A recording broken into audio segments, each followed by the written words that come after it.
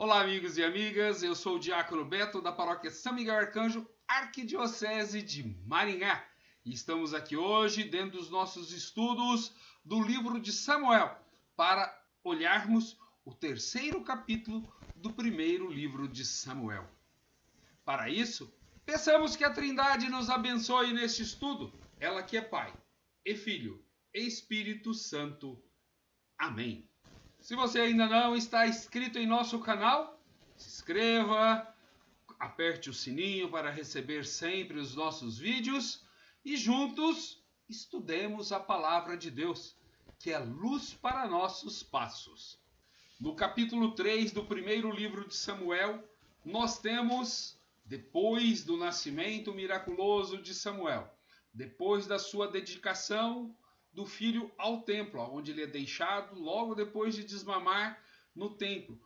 Conhece o templo através do sacerdote Eli, cujos filhos não seguem o Senhor, mas são corruptos. No capítulo 3, nós temos o chamado de Samuel. Deus sempre chama. Nós vamos ter vários chamados na Bíblia. Deus chamou Abraão, Deus chamou Moisés, Deus chama Samuel. Depois nós vamos ter Isaías, a linda vocação do profeta Jeremias, do profeta Amós, muitos chamados. Deus, inclusive, chama eu e você. E quando nós atendemos o chamado de Deus e nos colocamos ao seu serviço, o que nós falamos? Realização, alegria e cada vez mais proximidade com Deus. E não existe nada melhor do que isso. Ouvir o seu chamado, dizer sim e colocar-se a serviço. Convido você a abrir sua Bíblia no capítulo 3 do primeiro livro de Samuel. Deus chama Samuel. Um capítulo com apenas 21 versículos. O jovem Samuel servia, pois, a Yahvé na presença de Eli. E a palavra de Yahvé era rara naqueles dias e não havia visão que se manifestasse. Vamos parar e entender. Primeira coisa, parece que Deus estava distante do povo. Não, era o povo que estava ficando distante de Deus. O próprio serviço do templo já estava se corrompendo, com os filhos de Eli, por exemplo, pegando parte das oferendas, seduzindo as mulheres na entrada da tenda de reunião e assim por diante. Então, quando as coisas são feitas de maneira errada, a presença de Deus é afastada desse lugar por causa das ações erradas. Versículo 2. Ora, um dia Eli já estava deitado em seu lugar, seus olhos começaram a enfraquecer e não podia ver mais. A lâmpada de Deus não se tinha apagado e Samuel estava deitado no santuário de Yahvé, no lugar onde se encontrava a arca de Deus. E Yahvé chamou, Samuel, Samuel. Ele respondeu, eis-me aqui. E correu para onde estava Eli. Isso vai acontecer 3 vezes. Deus chama e Samuel vai correndo para perto de Eli, pensando que Eli tinha chamado. Somente depois da 3ª vez é que Eli vai perceber que é o chamado de Deus.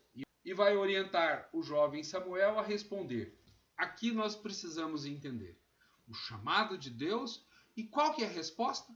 Aqui estou, eis-me aqui. E nem sempre nós ouvimos a voz de Deus. Às vezes confundimos a voz de Deus com chamados humanos. Assim como, por 3 vezes, Samuel achou que era Eli que o estava chamando.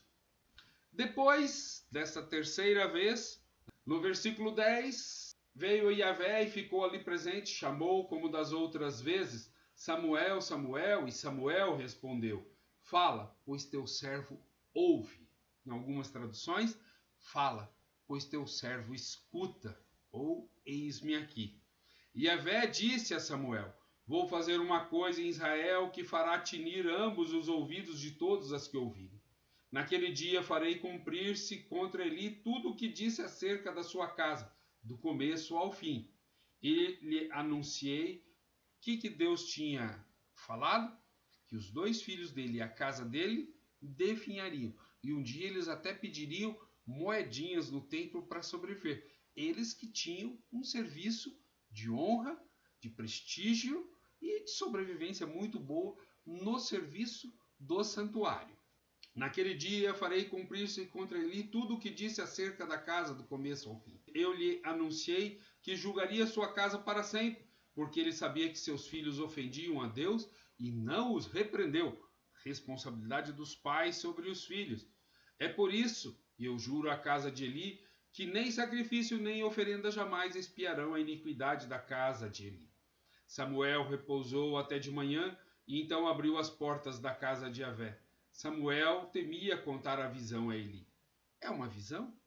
Não. Tá? O texto vai tratar como visão, mas é Deus falando. Ele ouve, mas não vê. Então não é uma visão propriamente dita, porque o texto fala que Deus o estava chamando e Deus conversou com ele. Assim como fez com Moisés. Samuel é um personagem muito importante. Se Moisés era um personagem importante na transição da escravidão para a liberdade, depois Josué foi importante no momento da liberdade para a terra prometida, agora Samuel é importantíssimo dentro do momento de transição do regime tribal para o regime monárquico, onde ele vai atuar como profeta. E o texto continua: mas Eli o chamou e disse: Samuel, meu filho? E ele respondeu: eis-me aqui. Ele perguntou: qual foi a palavra que ele te disse? Não me ocultes nada. Que Deus te faça tal coisa e lhe some mais outro tanto se me esconderes uma só palavra de tudo que ele te disse. Então Samuel lhe contou tudo, sem ocultar-lhe coisa alguma. Ele disse: ele é Yahvé, faça o que lhe parecer bom. Samuel cresceu, Yahvé estava com ele, e nenhuma das palavras que ele dissera deixou cair em terra. Todo o Israel soube, desde Dan até Bersabeia, que Samuel estava confirmado como profeta de Yahvé. Então ele já tinha um serviço dentro do santuário, de sacerdote. Usava inclusive o efode. Agora já fala que ele é profeta de Yahvé. Olha que importante.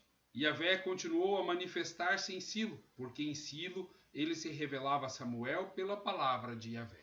Aqui nós temos elementos importantes. Se aquele sistema sacerdotal estava corrompido, alguém novo, nascido de um milagre, nascido da impossibilidade, e isso na Bíblia é interessante, vários personagens vão nascer dessa impossibilidade e vão fazer um grande serviço. E Samuel, ele está apresentando como alguém que tem união, intimidade, que ouve Deus e que é palavra de Deus no meio do povo.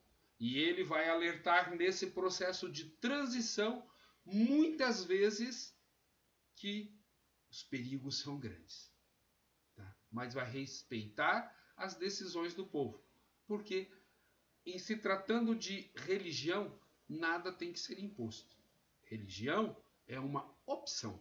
Nós devemos fazer as coisas por amor e não por medo apenas. Temor de Deus não é temer sabe? Não. Temer a Deus é você amar aquilo lá.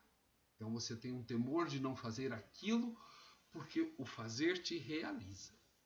Como é importante, né, entendermos bem e olharmos para esses personagens importantes da Sagrada Escritura, da nossa Bíblia, e começarmos a olhar para a nossa vida. Porque nós também somos chamados, cada um a uma coisa. Eu fui chamado a casar, constituir uma família, da qual eu tenho muita alegria. E também fui chamado a um serviço diaconal, do qual também tenho muita alegria. E isso me realiza.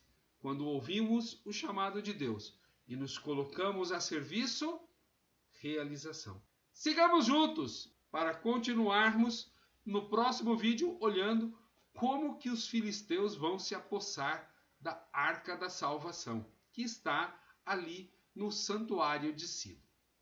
Paz e bem!